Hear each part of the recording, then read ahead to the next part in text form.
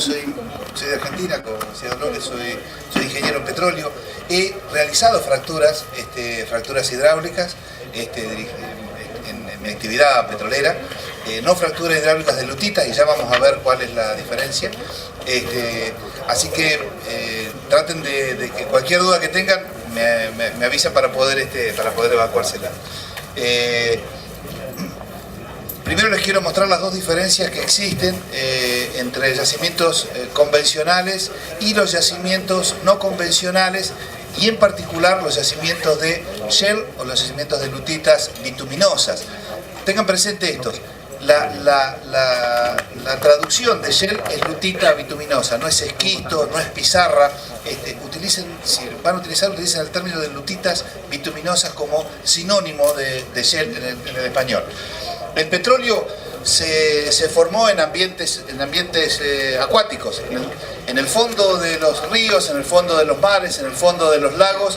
Se fueron depositando materia orgánica. Esta materia orgánica fue cubierta a medida que fueron pasando los millones y millones de años.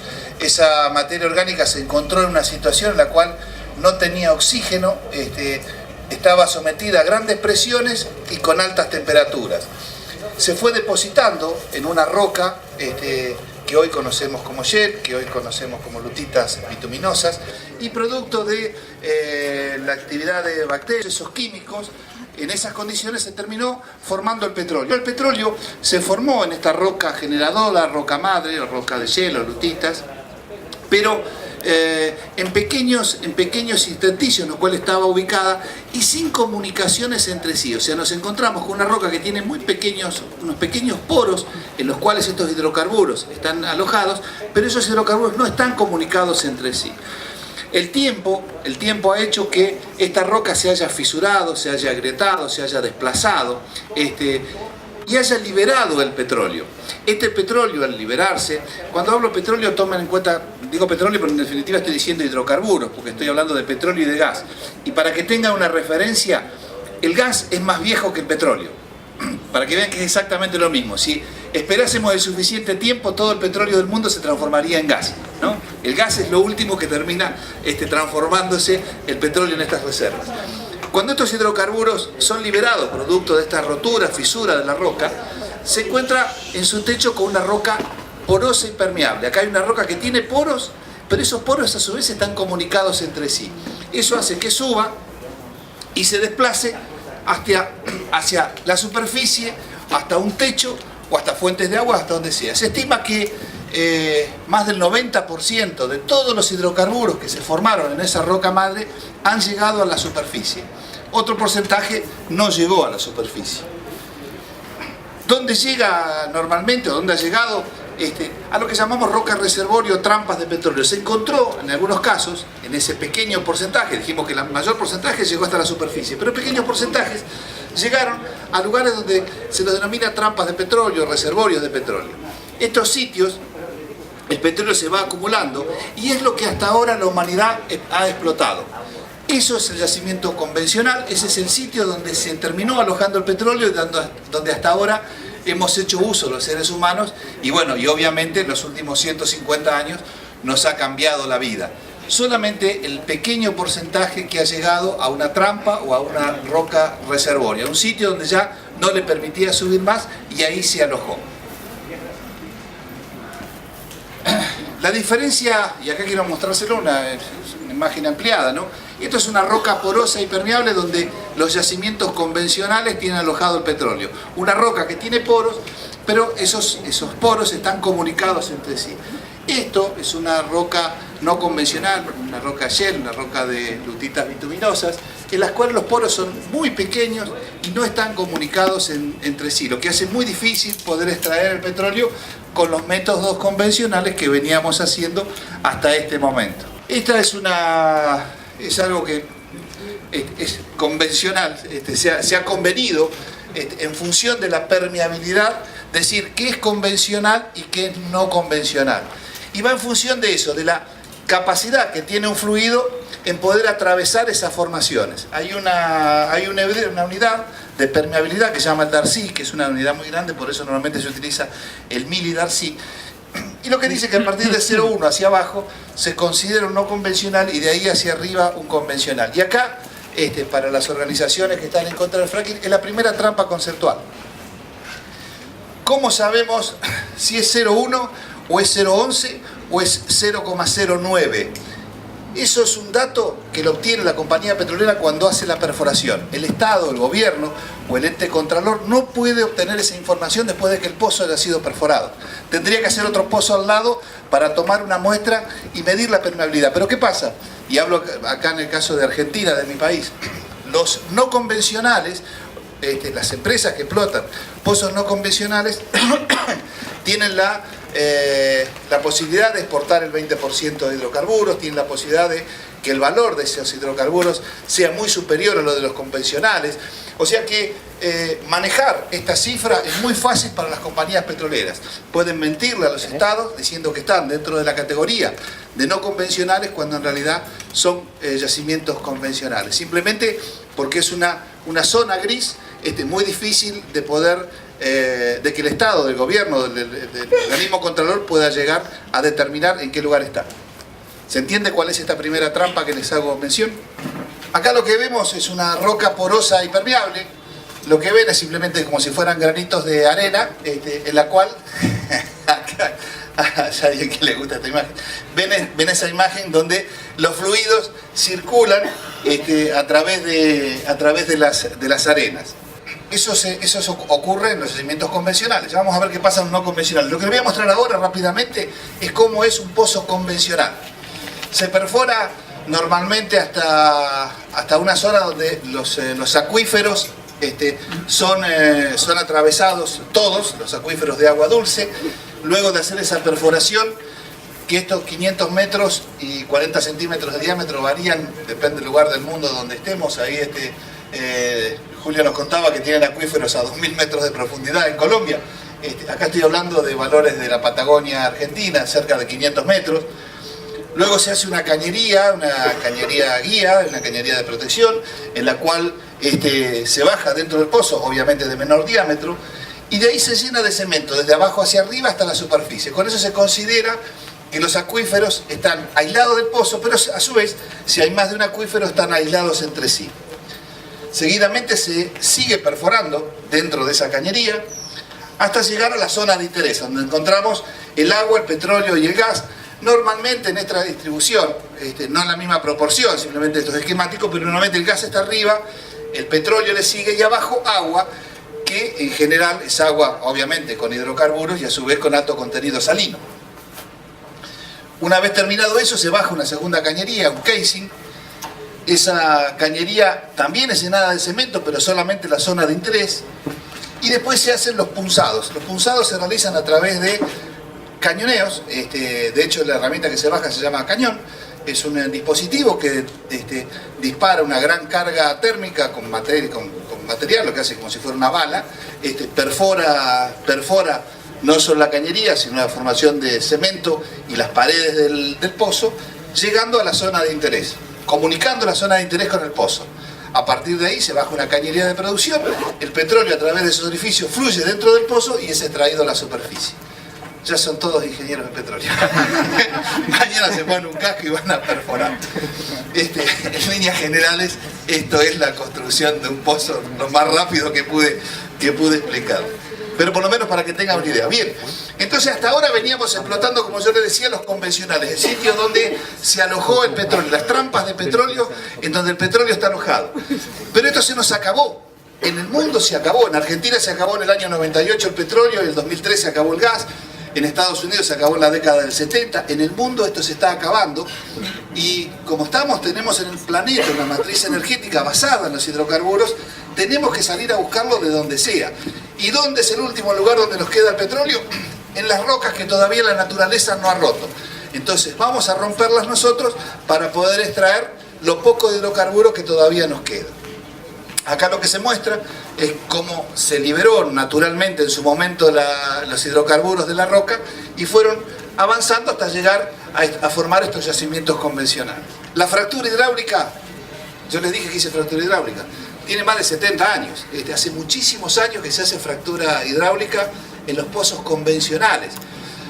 ¿Cuál es la diferencia entre una y otra? Que la fractura hidráulica en un pozo convencional uno puede saber cuál es el destino de la fractura, saber hasta dónde llega la fractura, incluso las fracturas se comportan, en todos los casos uno puede predecirlo antes de hacerla, la forma de comportamiento, son perfectamente simétricas, uno tiene el pozo, inyecta agua a grandes presiones con materiales de sostén, que son bolitas que ahora vamos a ver algunas, o arena, y productos químicos, y esa fractura ocurre en forma simétrica alrededor del pozo y se desplaza perfectamente equidistante del pozo. Una fractura de un no convencional es totalmente distinta y ya van a ver algunas imágenes. Una de las cosas que tenga presente, la fractura allá abajo no se realiza paralela a la superficie, sino se realiza en forma de cuña. ¿Por qué? Porque la gran presión de las rocas no permite que se abra, vamos a hacer el ejemplo, se abre así, sino que se abre de esta manera, como muestra esta imagen. ¿Qué significa? Que la fractura va a ser vertical, que va a cubrir una superficie vertical, lo que se corre un gran riesgo de que esa verticalidad de la fractura puede llegar a incidir en el techo de esa formación no convencional, que normalmente es porosa y permeable, y empezar a migrar, como había hecho la naturaleza en un principio, que puede llegar hasta un techo, pero también puede llegar hasta la superficie o hasta formaciones de agua dulce.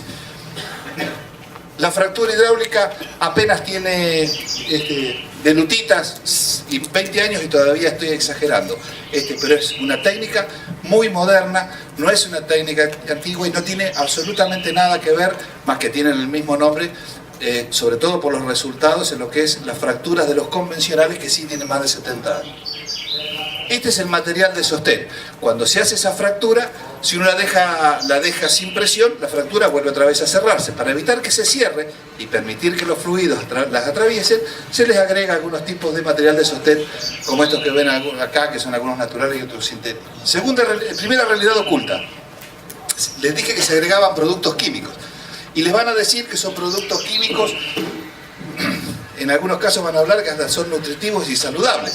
Esos productos químicos, no solo la gran mayoría de ellos se desconocen los efectos que causan, sino que lo que sí se desconocen y ninguna compañía que entrega productos químicos les puede llegar a garantizar es qué ocurre con los efectos sinérgicos. ¿Qué son los efectos sinérgicos? Cuando mezclamos un producto con otro y con otro y con otro, y encima todo eso lo mezclamos con las soluciones que se forman allá abajo del pozo. Nadie sabe absolutamente qué es lo que sucede, y eso lo hace también una técnica experimental. Pero es una de las primeras realidades ocultas. Cuando les hablan de productos químicos, díganle, bueno, ¿cuáles son los efectos sinérgicos? Van a ver que no tienen respuesta. Esto lo que ven acá es un pozo, normalmente se le dice un pozo vertical, se llega a la formación de lutitas, se desvía el pozo, como dijo el señor de Perú, no sé si está todavía, y se va navegando, a eso se llama, navegar dentro de la formación de lutitas, no necesariamente horizontalmente, porque la formación puede tener cualquier puede ser hasta caprichosa, ¿no? La forma que tiene, para lograr avanzar lo más que se pueda. ¿Cuánto más que se pueda? Y lo que se pueda. Esto es una formación porosa pero impermeable. Ya no vemos las bolitas que veíamos recién, donde el fluido, como le gusta a Caro, circulaba a través de las bolitas de arena. En este caso encontramos con petróleo, pero está almacenado en pequeños intersticios, los cuales no tienen comunicación entre sí. ¿Qué hacemos? Tratamos de avanzar por esas lutitas, tratando de enhebrar esas formaciones.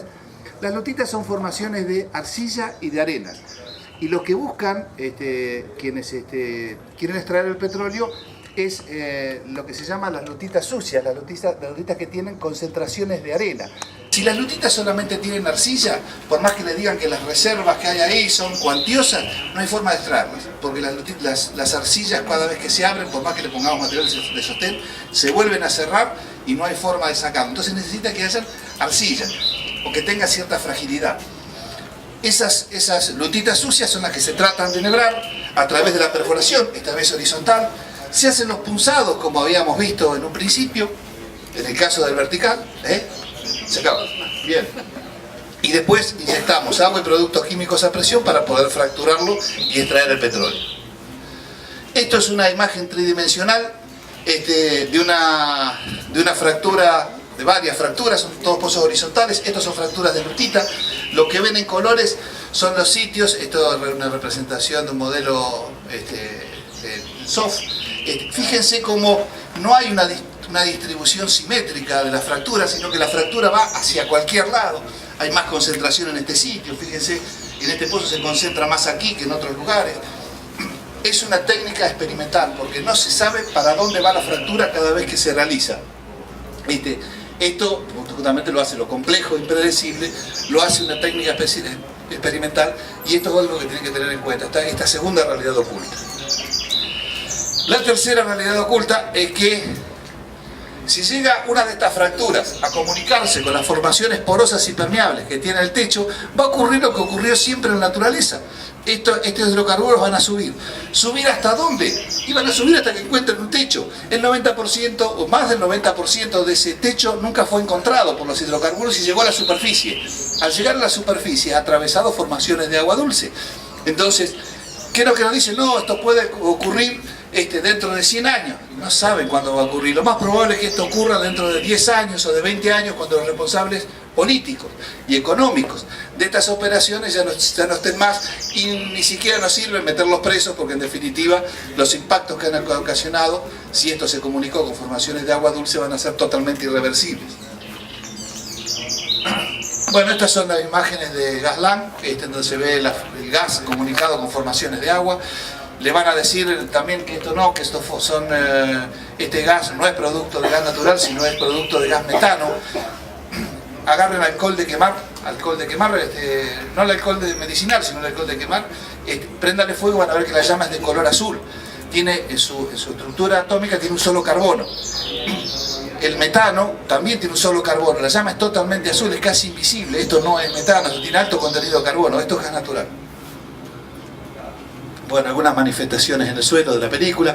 Y por último quería mostrarles lo que es el otro impacto, que es el tema de los terremotos. El fracking no provoca terremotos. No crean que la fractura hidráulica provoca terremotos. Sí provoca terremotos el hecho de inyectar el agua asociada al petróleo. Vieron que había agua también asociada al petróleo a un pozo disposal o un pozo sumidero. Normalmente esa agua tiene que sacársela de encima, agua, como les decía, con alto contenido de sales. Se perfora un pozo, se inyecta allá abajo en formaciones que nunca tuvieron hidrocarburos, y esos fluidos pueden mojar fallas geológicas, y al mojarla es como si las lubricara, como si le pusieran aceite. Grandísimas masas de roca apoyadas sobre otras rocas en estado de algún cierto equilibrio, al mojarse se desplazan, y esos desplazamientos de las rocas, no hace falta a los peruanos explicarles de qué se trata. Eso significa obviamente movimientos en superficie. Bueno, a esto me refería. Y bueno, algunos ejemplos de terremotos en Arkansas, Ohio, en Inglaterra. Y por último, este que es cortito, lo que quería hacer, es un trabajo que hice sobre evaluar un pozo de petróleo, lo que costaba un pozo de petróleo, que andaba alrededor de los 20 millones de dólares de un pozo de petróleo, obviamente de Shell, con un parque eólico. Con la misma plata se perfora un pozo y se instala un parque eólico con 6 aerogeneradores, basado en muchas curvas de producción de pozos de Shell, y ubicando el parque eólico en la zona austral en la que yo vivo. Lo que hice es que al cabo de 6 años de generación, 72 gigavatios hora de energía me va a haber entregado, si yo todo el petróleo que saco de ese pozo lo meto en una máquina térmica y produzco energía eléctrica. Y el parque eólico, 4 veces más, 252 gigavatios. Si continúo hasta el fin de la vida útil del parque eólico, que son alrededor de 30 años, el pozo a los 6 se me va a acabar, o sea que el pozo va a seguir con los 72 gigavatios, y el parque eólico 18 veces más, 1300 gigavatios hora de energía entregada al sistema. Simplemente para mostrarlo como comparación, y ahí el señor de los pueblos aborígenes hablaba de las energías renovables. Antes de la era del petróleo y del carbón, la humanidad vivió del sol como una única fuente de energía. El sol es el generador de los vientos, que nos da la energía eólica. El sol nos permite el ciclo de agua, que nos da la energía hidráulica. El sol nos genera las olas, que nos permite las energías de las olas. El sol nos da energía fotovoltaica, el sol nos da energía térmica, pero sin embargo los seres humanos parece que todavía no hemos aprendido y seguimos mirando al suelo y tratando de extraer de la roca lo último que queda de energía, y por ahí la solución, como le decía acá el amigo de los pueblos originarios, la tengamos mirando al cielo y no seguir agachados mirando al suelo. Gracias.